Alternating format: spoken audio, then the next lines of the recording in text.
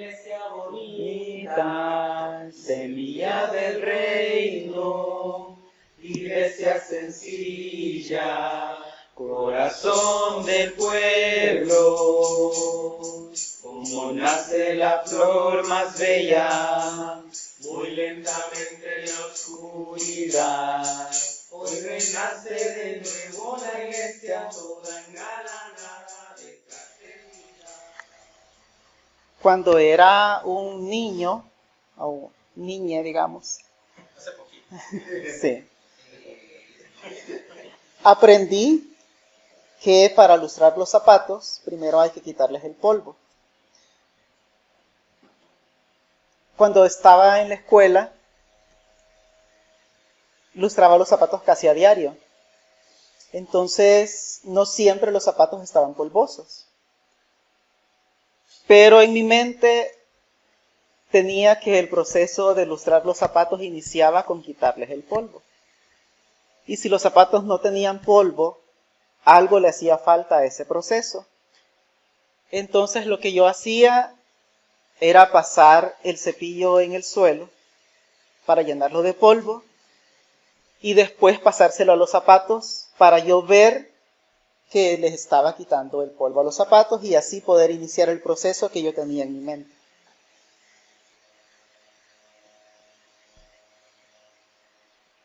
Cuando Fernando me dice a veces que vamos a tener una reunión o una salida con sus amigas, en mi mente empieza un proceso mental en el que empiezo a plantearme los posibles diálogos que vamos a tener con esas personas, cuáles van a ser mis posibles respuestas y todas las interacciones que yo vaya a tener en esas reuniones. Y aún así, cuando hemos terminado esas reuniones, en mi mente queda la sensación de que dije más de lo que debía decir o no dije todo lo que yo me había preparado para decir.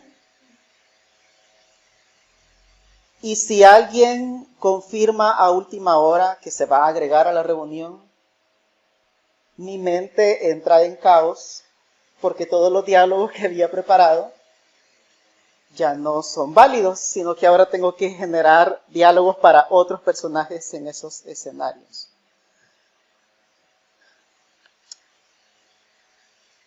Cuando estoy platicando con alguien y me encuentro en modo automático en la conversación, llega un punto en el que mi mente hace una pausa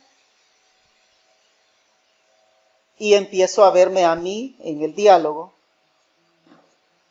y me pongo a pensar, a cuestionarme si estoy viendo lo suficiente a los ojos a la otra persona o lo estoy viendo muy poquito, si estoy aportando lo suficiente a la conversación, si mis movimientos, mis gestos son los adecuados para la conversación. Y todas esas interacciones en mi cabeza se suman a mi esfuerzo de concentrarme en la conversación.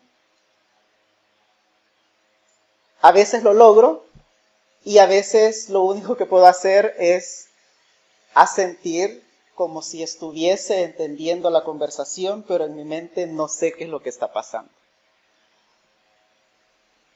Todas esas situaciones son cansadas. Por mucho tiempo me pregunté si estas cosas me pasaban solamente a mí o todas las personas tenían todo ese caos en su cabeza, porque al ver a las demás personas en todas estas interacciones, en sus procesos cotidianos, los veía que los hacían de una manera tan natural, sin esfuerzo, pero claramente para mí no lo eran y no lo siguen siendo. Cada una de esas cosas que es cotidiano, que es lo que se espera que pueda hacer una persona a mi edad sin ningún esfuerzo, es una lucha. Y hoy quiero compartirles la respuesta de un proceso muy personal. Y creería que no es necesaria esta aclaración que voy a hacer, pero me siento más cómodo y seguro al hacérselas. Por favor, antes de emitir cualquier comentario a lo que yo les voy a mencionar, sepan que esto para mí es como salir del closet por segunda vez.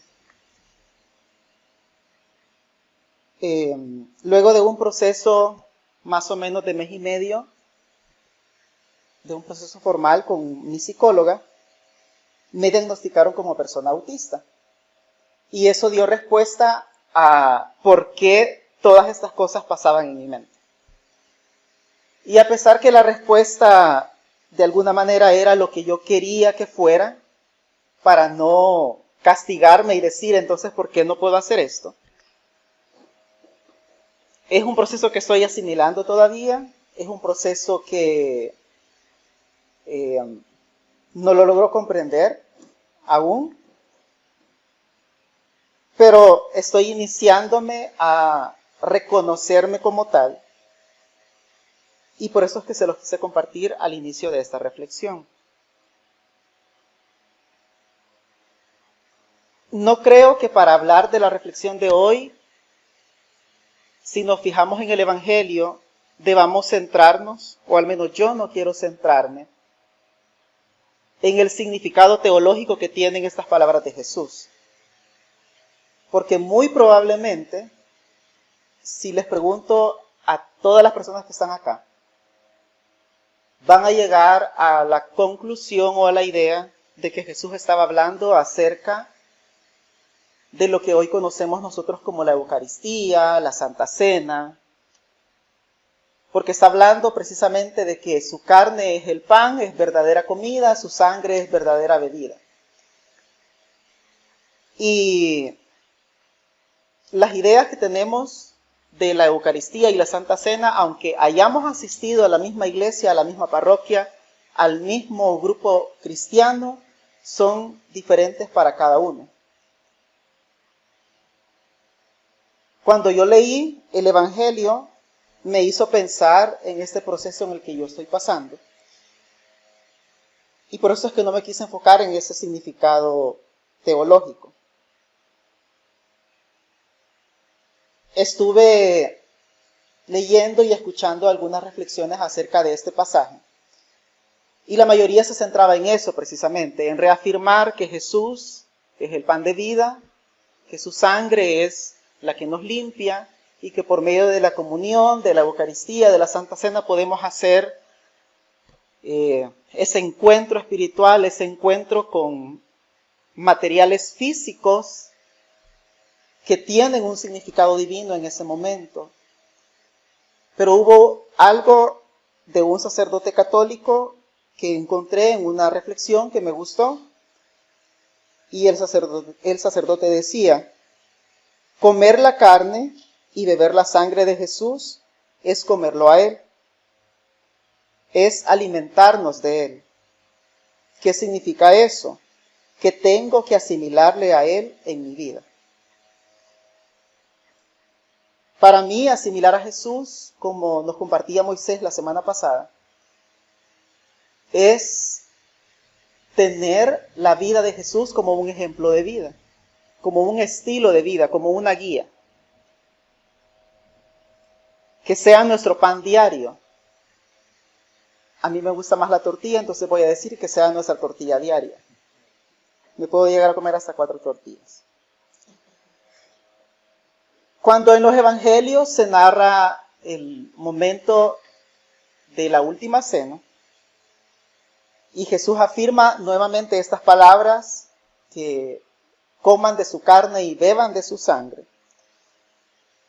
Yo creo que para Jesús era muy claro que podía decir eso con las personas con las que estaba, porque eran personas cercanas, eran personas que habían vivido muchos momentos muy importantes en comunión, en intimidad. Y entonces, como dice Juan 6:56 de lo que leímos ahora, El que come mi carne y bebe mi sangre vive en mí y yo vivo en él. Creo que Jesús estaba seguro que podía decir eso con esas personas porque lo habían conocido. Habían compartido momentos felices, momentos en los que él realizaba milagros. Habían vivido momentos tristes, muy importantes para los cambios que significó el encuentro con Jesús para todas esas personas. Y entonces creo que Jesús sabía perfectamente que esas personas lo conocían y podían asimilar su vida porque habían compartido anhelos, habían compartido luchas y podían identificarse con el ejemplo de vida de él porque ahora era su maestro, pero además Jesús les llamaba a sus amigues y sus hermanas, no eran extraños. Y todo eso había sido construido desde su convivencia diaria, desde sus complicidades, desde sus experiencias compartidas.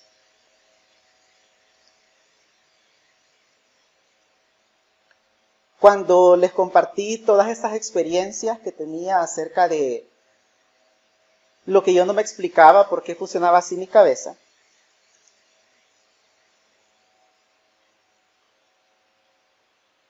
con todo eso, yo les quiero decir una frase que quizá para algunos puede ser muy chocante, y es: gracias por comer mi carne y gracias por beber mi sangre. Y no es porque yo me esté comparando con Jesús, sino porque creo que así como Jesús en ese momento estaba rodeado de personas que no le eran extrañas, sino que le eran familiares, le eran íntimas, le eran cómplices, yo me siento así en la comunidad. Y es el primer espacio en el que hablo de esto abiertamente. Y creo que así como Jesús tenía esa seguridad, yo también tengo esa seguridad, que quizá no es que van a lograr comprender lo que sucede en mi cabeza, porque yo ni siquiera yo mismo lo comprendo, pero creo que voy a encontrar empatía, voy a encontrar respeto y voy a encontrar un lugar en el que me sienta seguro. Porque creo que cuando nos alimentamos de las verdades y de las realidades de otras personas, podemos crecer en empatía y en amor. Es imposible o muy difícil que podamos comprender otras realidades si seguimos viendo solamente las nuestras. Por eso creo que es muy importante que los hombres, sobre todo los hombres cisgénero, puedan aprender de las mujeres. Por eso creo que es muy importante, y sobre todo en nuestra comunidad, que las personas sin discapacidad puedan aprender de las personas con discapacidad. Creo que es muy importante que las personas neurotípicas puedan aprender de las personas neurodivergentes. Porque a veces nos cerramos a nuestras experiencias y creemos que las verdades que traemos, no solamente religiosas, sino las verdades que traemos sociales, verdades culturales, son las únicas verdades. Y es difícil ponerse en un lugar de humildad y decir, quizás lo que yo creía, lo que yo pensaba, lo que yo viví, no es la realidad completa. Quizás la imagen que tenía de esta persona no es la imagen real. porque de alguna manera estamos acostumbrados a ocultar cosas de las que nos podemos sentir avergonzados, con miedo, con culpa. Y por eso les mencionaba que para mí esto era como salir del closet por segunda vez, porque aunque este proceso de alguna manera ha sido express,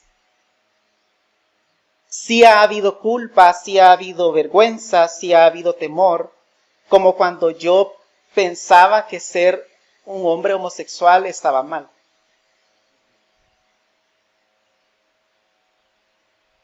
Como les mencioné en la Eucaristía el domingo pasado, para mí este es un lugar seguro, es un lugar íntimo. Y ojalá que otras personas puedan sentirse de esa forma. Y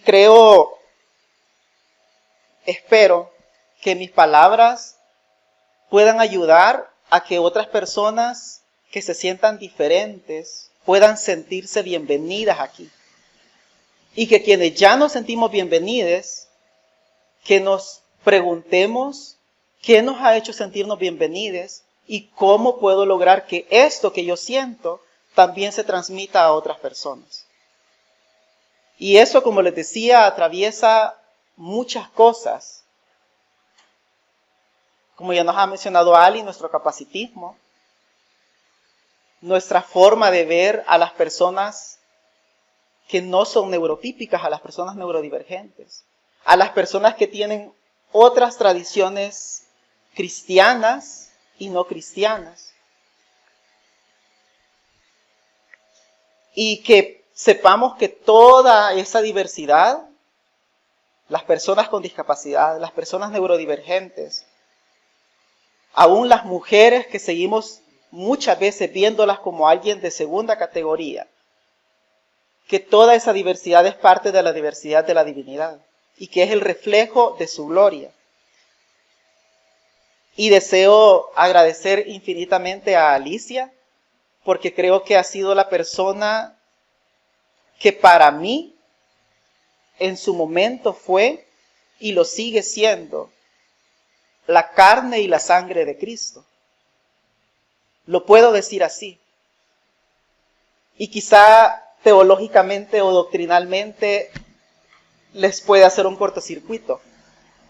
Pero para mí, todas las enseñanzas que ella dio fueron palabras que resonaron en este proceso que yo estaba viviendo y me hicieron sentirme seguro, me hicieron sentirme amado, me hicieron tener la certeza que no había nada malo en mí. Y para mí esa es la sangre y la carne de Cristo. Así como cuando yo estaba en mi proceso de asimilación, que yo era una persona homosexual, hubo otras personas que el Espíritu Santo utilizó para hacerme entender que no había nada malo en mí. Y hoy puedo decir que el amor de la divinidad me diseñó como hombre homosexual y autista. Y lo puedo decir gracias a estas personas que estuvieron antes, que de alguna manera dejaron esa huella, dejaron esa semilla para que otras personas como yo pudiésemos tener el camino un poquito menos escabroso. Y esta convivencia que yo creo que hacía que Jesús se sintiera en ese lugar seguro, en ese lugar íntimo, y que hace que yo me sienta así acá, cuando compartimos realidades, cuando compartimos experiencias, creo que nos puede llevar a algo de lo que hablan las otras lecturas, que es acerca de la sabiduría. Porque la sabiduría no es usar el conocimiento solamente para beneficio propio, sino estaríamos siendo como los judíos cuando le preguntaban o se preguntaban acerca de Jesús, ¿cómo puede éste darnos a comer su propia carne? Porque estaremos diciendo cómo nosotros, hombres, podemos aprender de las mujeres. Como yo, persona normal, neurotípica, puedo aprender de las personas neurodivergentes. Como yo, persona sin discapacidad, puedo aprender de las personas discapacitadas. Porque no sabremos aceptar que existen otras maneras de vivir la fe, otras maneras de procesar las cosas, otras maneras de relacionarse con las personas y otras opiniones incluso acerca de la vida, acerca de la religión, acerca de la espiritualidad. Y creeremos que solamente nuestra versión es la única válida, es la verdadera, la sana doctrina. Y no podremos empezar a acompañar a otras personas que van a necesitar empatía, que van a necesitar compañía, que van a necesitar crecer y de las que podemos aprender. Para mí la sabiduría es cómo utilizamos nuestras experiencias, nuestros conocimientos, nuestras habilidades, no solo para nuestro favor, sino para la comunidad, para la familia, para los lugares de trabajo, para el bien común. Y creo que solamente abriéndonos a compartir y a escuchar otras experiencias podemos construir esa sabiduría comunitaria que nos lleve a cuidarnos, a sanarnos y a crecer. Y allí podremos decir que hemos comido la carne y hemos bebido la sangre de Jesús. Hasta ahí podremos decir que vivimos las enseñanzas de Jesús y que, como dice el Evangelio, Él vive en nosotros y nosotros vivimos en Él. Gracias. Iglesia bonita, semilla del reino, iglesia sencilla, corazón del pueblo, el dolor de los oprimidos, le está doliendo en el corazón.